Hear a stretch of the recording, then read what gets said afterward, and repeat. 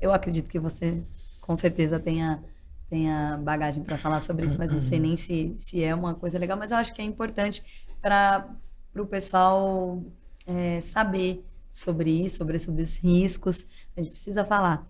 Porque tem casais, obviamente, que não têm condições e querem ter filhos e muitas vezes apelam para, como que chama? É natural que fala? É. E é bem perigoso, né? Do, Ou a gente você pode tá falar falando sobre isso? De de pessoas que fazem o natural, caseiro mesmo. caseiro. Era isso que eu tava querendo saber. Se você É, o tava... caseiro. Caseiro. Então, vamos lá. Quando a gente fala, né? E vocês sabem muito bem isso. Vocês vivenciaram um ano aí de escolha, né? Desse doador. Vocês veem quantas coisas são analisadas. O quanto de controle que existe, né?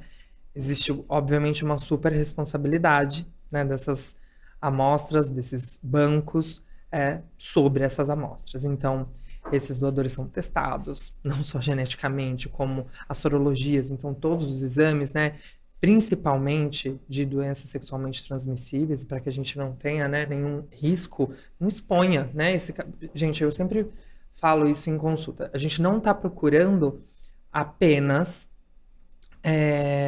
ter um resultado de gravidez positivo. A gente está procurando ter um bebê e uma gestação saudável em casa. É isso. Uhum. Então, não é simplesmente fazer as coisas na loucura. Então, quando esse casal ou essa pessoa opta, né, por fazer... Eu tô amando que você puxou esse assunto, porque eu vou já puxar outro logo em seguida. Boa.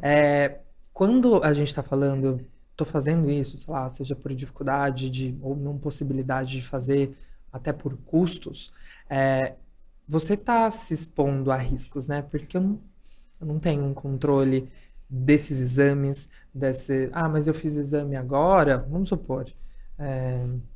Eu já ouvi pessoas falarem, mas eu fiz exame, essa pessoa fez exame e a gente fez uma inseminação caseira, só que a gente não esquece, né? Que existem algumas infecções sexualmente transmissíveis que têm janela imunológica. Então, eu posso fazer um exame agora, por exemplo, um HIV, por exemplo, e eu ter um período de janela imunológica que ainda não era possível detectar, né? Então, todas essas amostras passam por um controle.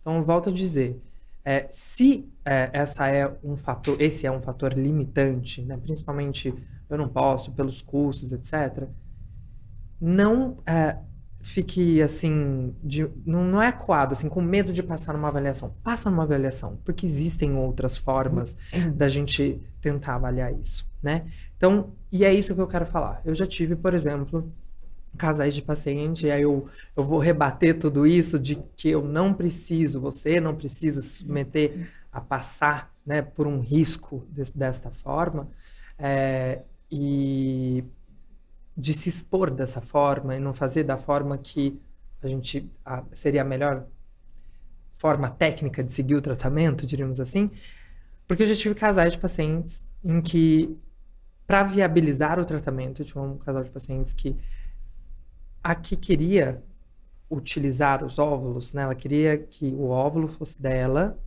e que a outra parceira engravidasse. Só que ela queria usar os óvulos dela e ela tinha 38 anos, né? Então, qual é a forma da gente fazer isso? A parceira fez uma doação de óvulos. Isso em paralelo, né? Tipo assim, então, doar óvulos é uma forma que seria de viabilizar esse tratamento. Entendi. A parceira fez um tratamento que isso é permitido, é regulamentado pelo CRM, pelo Conselho Regional de Medicina, fez uma doação altruísta, ou seja, ela fez uma doação para viabilizar o tratamento da parceira. E a parceira fez a estimulação depois utilizando os óvulos para que ela pudesse engravidar utilizando os óvulos da parceira, você tá entendendo? Então, por que eu tô dando esse exemplo? Porque existe como a gente tentar viabilizar isso, né? É claro, quando a gente fala, se a gente for falar de ovo doação aqui, que é doação de óvulos, a gente abre um outro podcast, aí acaba só amanhã. Mas a gente pode até combinar um dia de falar sobre isso, mas existem outras formas. E aí, é isso que eu falo, você acaba optando ou se expondo a algum risco desnecessário que você ficou com medo de passar, ou você já colocou na sua cabeça Que esse fator absurdo. limitante que eu não posso fazer esse tratamento. Quem te disse que você não pode? Foi um profissional que te avaliou, que te falou quais são as possibilidades de tratamento? Não foi. Então, se você procurar realmente saber, passar numa avaliação, eu falo, cara, a gente sempre acaba... Eu sempre falo isso, né? Vocês sabem, o que depende de mim, eu vou tentar ajudar. Claro que nem tudo depende de mim, mas tudo que for ético, dentro da legislação, e que for uma forma de viabilizar, todo mundo pode sonhar em constituir família, em fazer o tratamento.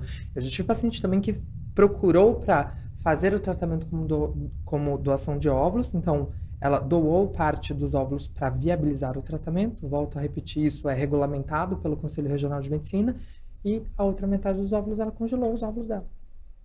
Que legal, gente. Vocês estão entendendo? Dá para você viabilizar. Tem gente que vai fazer esse mesmo procedimento que eu e a Natami estamos fazendo, doa óvulos e o tratamento sai muito baixo. O preço é bem pequenininho. Tem gente que fala assim, minha parceira doou os óvulos, o tratamento saiu quase de graça.